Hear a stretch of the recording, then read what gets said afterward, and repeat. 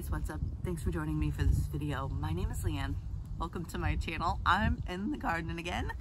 In this video, I have probably the most exciting thing to reveal to you that has ever happened to my gardening space. A little bit of backstory first. My husband, he's got way better of a construction brain than me, who I don't have any construction brain at all. I like to think that I'm creative, but when it comes to making things that are sturdy, I am not scalable. He came home a little while ago from deployment, and literally like the second or third day he was home, he built this for me. It's amazing, and I'm really excited to show you. So without further ado, let me introduce to you my greenhouse.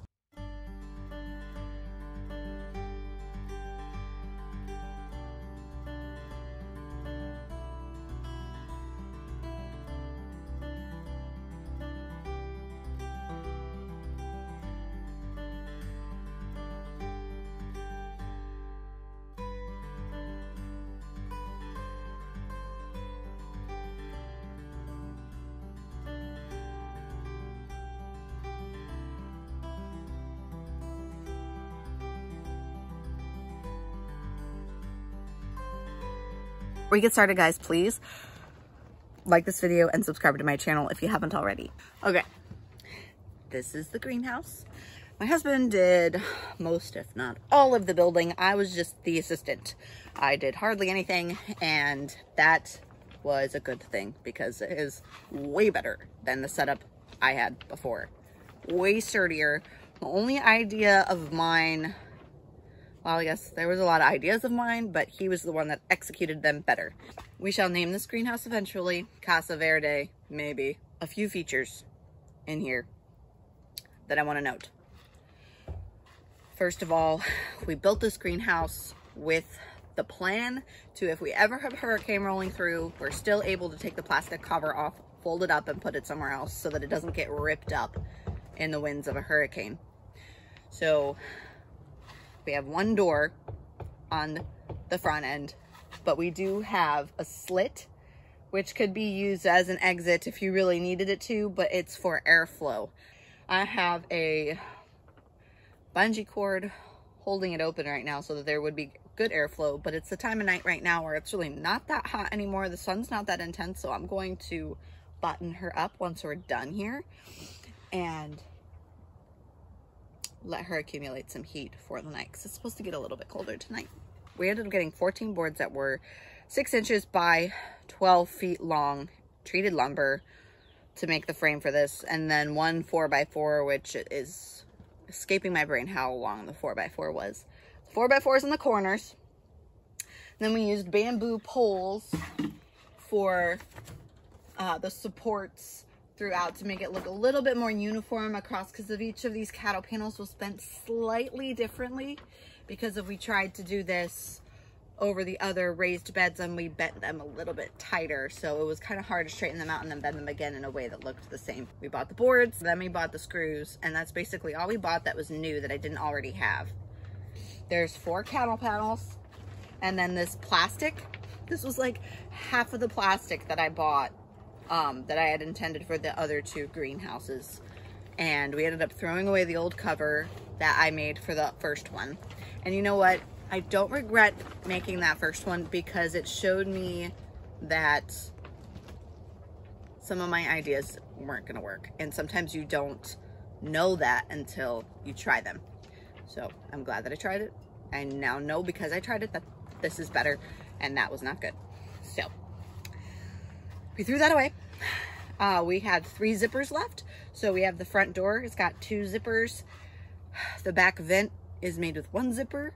We used some like actual greenhouse patch tape, and then we used Gorilla tape. And I'm going to observe throughout this season which one holds up better. Now, this isn't going to be ripped around as much as the other one was, so the tape is not going to be responsible for holding the greenhouse together as much as it was for the other one. The greenhouse plastic is folded underneath the wood frame, and then we rolled bricks up in the plastic, and that's what's holding it down, that and the weight of the wood. He threw another pallet table together for me too. The plan for this greenhouse is to run my Haas Tools irrigation kit through here, and then the rest of it is going to be out for the pepper bed and the tomato bed on the outside of the greenhouse. This greenhouse is going to be for getting squash started early. We're going to do zucchini squash, butternut, and I think I have an acorn squash seed variety that I want to start growing in here.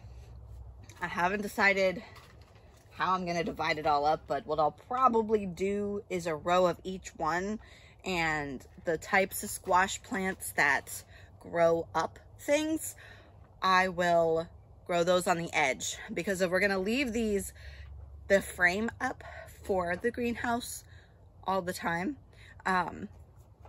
so once it's hot enough at night to not need the greenhouse cover, we'll take it off, and then the things can start growing up it. So the reason why I wanted to do this is because I haven't not had any success growing zucchini and a few other types of squash. I've had success growing one type of pumpkin, and that was the Cherokee Tan pumpkin.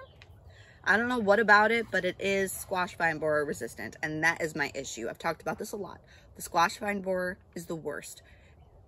The moth lays the eggs at the base of the plant, and the larva burrows into, or bores into, the stalk of the plant and cuts off the nutrients of the plant, and it will eventually die. So if I can get these growing and mature before those bugs come out for the spring, that would be amazing. That's the plan. In a year or so, I'll get shade cloth and we'll be able to cover it up and use this all summer and just take it down if we have a hurricane coming. But the plan right now is to take it off once it gets warm enough in the summer not to need it. It is getting pretty toasty in here during the day, even on a regular day.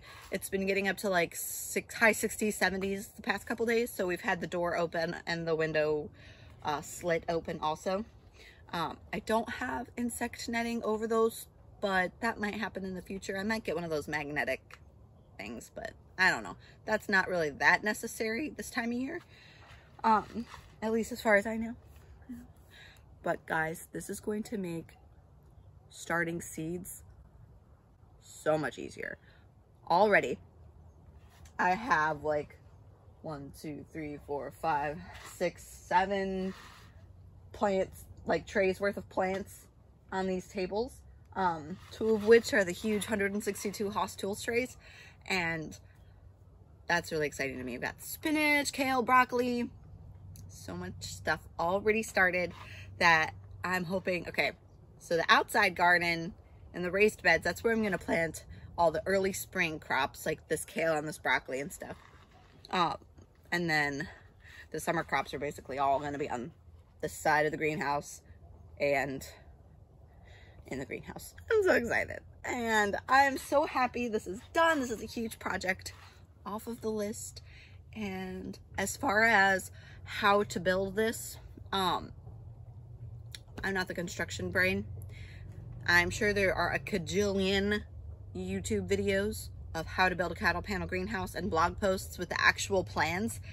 I highly recommend that you look something up before you jump in so that you don't waste a lot of money like I did. The plastic, I ended up buying enough for almost 2 of this size greenhouse. I spent $200 on this plastic, and then we spent a little over $200 on the wood. So if I would have just bought the amount of plastic for this greenhouse, I probably would have only spent $100 on that.